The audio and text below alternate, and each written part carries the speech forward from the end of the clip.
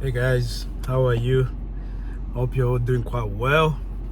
Hope life is treating you better, and I hope you're gonna have a great Christmas, and everything in your life is gonna turn out okay. Okay. Thanks for clicking onto this video. Please subscribe. Let's get to 2,000 subscribers by the end of January. Help me get to 2,000 subscribers by the end of January. All right. Let me say something here about DJ Vlad. DJ Vlad is this Jewish Russian dude who interviews, I'm gonna say 90% is black celebrities, if it's not 99. He interviews anyone that's black, from people you've never even heard of. Heard of.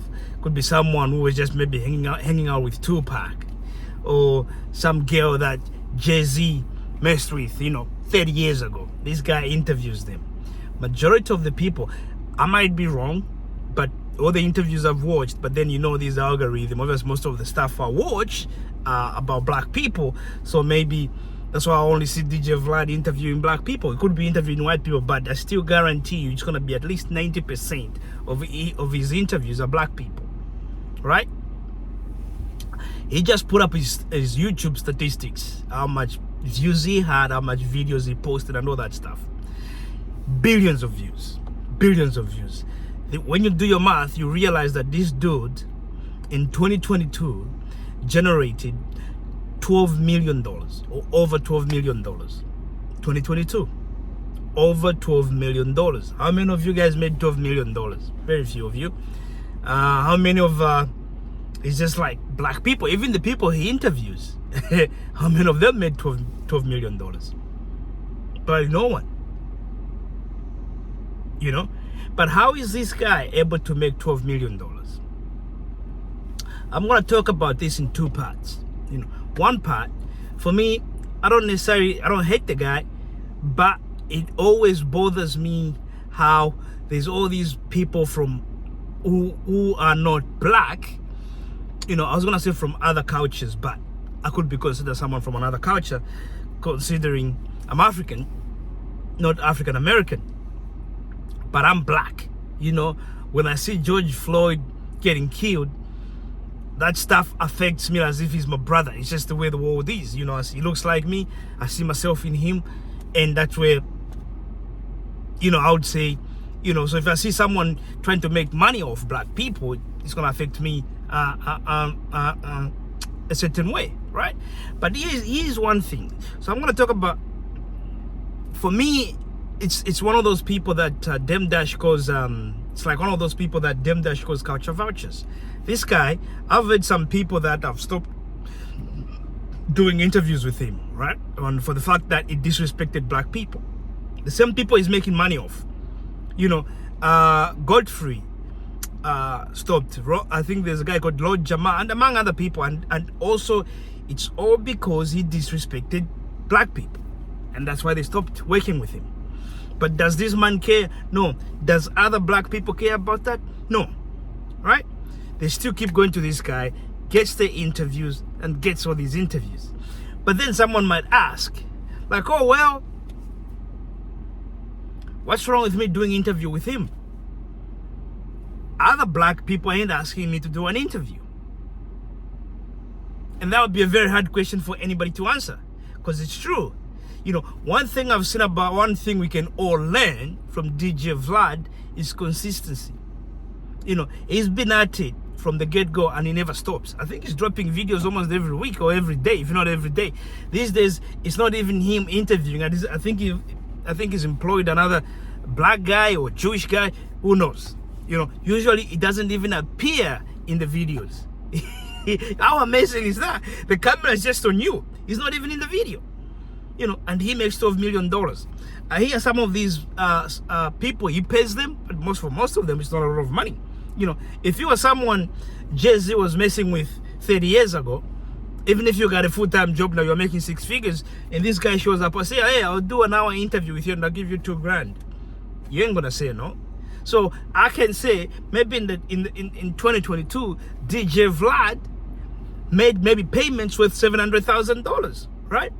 But out of that, he made $12 million, from the same equipment, sitting in the same place, doing everything pretty much the same way he's done it. He made $12 million, interviewing black people.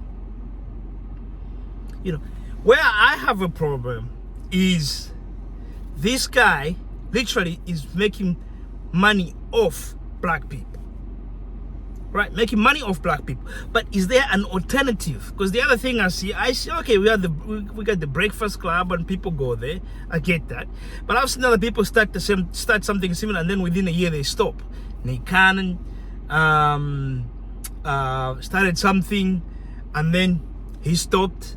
The Joe Biden podcast, I think it's been around maybe 2 years now. 2 years. We'll see if it's going to continue. But what I'm seeing with other guys, it's about consistency. You don't stop. Just keep going. Even if there's something that comes along that makes you money, don't stop the stuff that you started with that helped people know you. I see Kevin Hart do the same thing. Kevin Hart right now, it could be like what's the guy's name? Ed Murphy. How can I forget Eddie Murphy? Could be like Eddie Murphy. Eddie Murphy did like few videos of stand-ups. Raw. What's the other one? There's Raw Delicious. Is it Delicious? Yes, he did about 2 or 3 those stand-up tours, and then he stopped because of us the movies came in and the movies maybe were generating more money. He stopped. Okay, he's done. He's done quite well. But what I want to say is what I've seen Kevin Hart do. Kevin Hart hasn't stopped. He's still touring. Even though he's making big movies, and some of those big movies are making real big money, he hasn't stopped. He's still going out there touring. Most of black people, whenever something bigger comes up, they forget about what they were doing before. And that's why a lot of things don't last. Because when you can get 2 or 3 movies and they pop, maybe the last movie doesn't make money. Hollywood is like a very rough place, man. They'll forget about you. If your last movie, you're just as good as your last movie.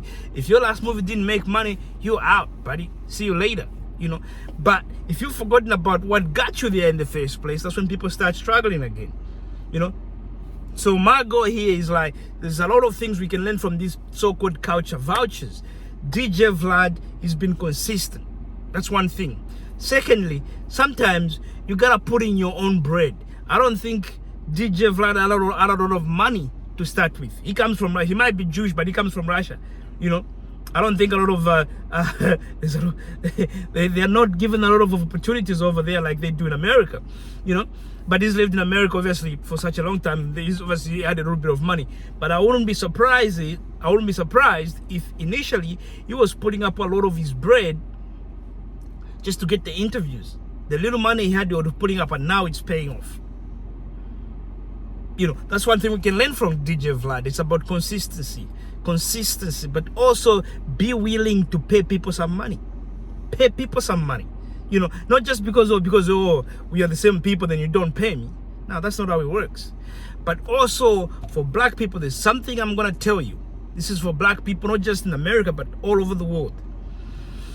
A prime example I'll give you is this. A lot of artists, musicians, and actors, when they're just starting up and let's say they release an album and it's popping in the hood, like black people are dancing to it before it goes mainstream, they'll appear on BET. But once they go mainstream and they appear at the Grammys, they don't want to go to BET. You see how crazy that is? You don't want to go to BET. That's the same thing. Like a lot of people who think interviewing with a black person is lowering their standards, they would rather interview with a white person. So once they make a certain amount of money, if you're black, you gotta fight extra hard for them to give you an interview. But if a white guy, then it's like they're at the same frequency now. It's like they're elevated. For some reason, with black people, this is the sort of psychology or the psychological trauma that we all have. And this is not just for people in America. Even the people in Africa, it's the same problem. We've got this trauma, and we gotta find the way to get out of it. You know, if it's a black person, yeah. If it's a white person, you feel like you're elevated. And that's the other reason why DJ Vlad gets all these interviews. It's not just because of him, it's also because of our attitude. You know, there should be someone up there in America who can challenge this guy and start getting some interviews with all these celebrities.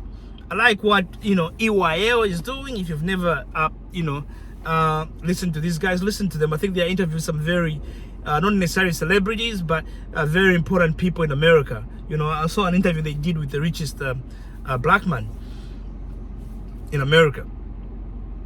And that was great.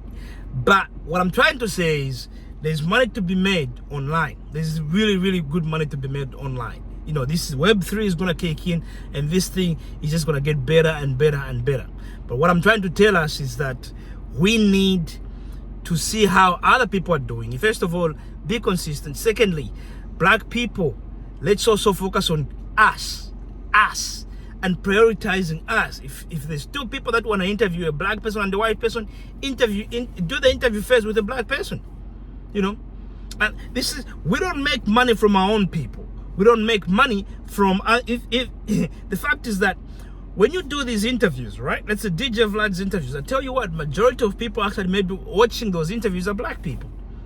You know, and they just help to make $12 million.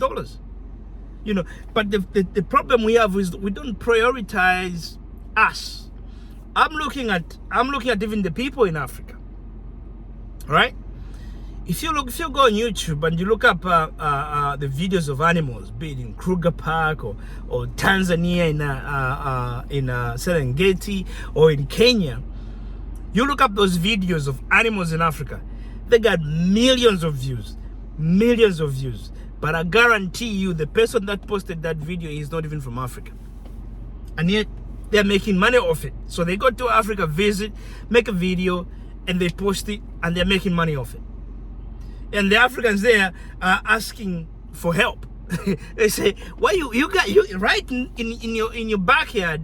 You got all the help you need. All the money you need is right in your backyard, and you're not using that opportunity." And then when people take it, and then I say, "Oh, they're culture vouchers." Well, maybe you didn't realize that you could make money off this. You know, it's like how they discovered diamonds in South Africa. Back in the day, diamonds were just washing up offshore on the beach. You know, black kids used to pick them and play with them and do all sorts of things over there. You know, an European guy comes up and looks at it and goes, "I think this will cost a lot in Europe." You know, and they took it to Europe, and all of a sudden they made diamonds become the girl's best friend. You know, come up with all these things to make people fall in love with diamonds, and it becomes a big thing. You know, the next thing is the De Beers are running the whole diamond corporation and making hundreds of billions of dollars, you know, making other white people rich from something that's out of Africa.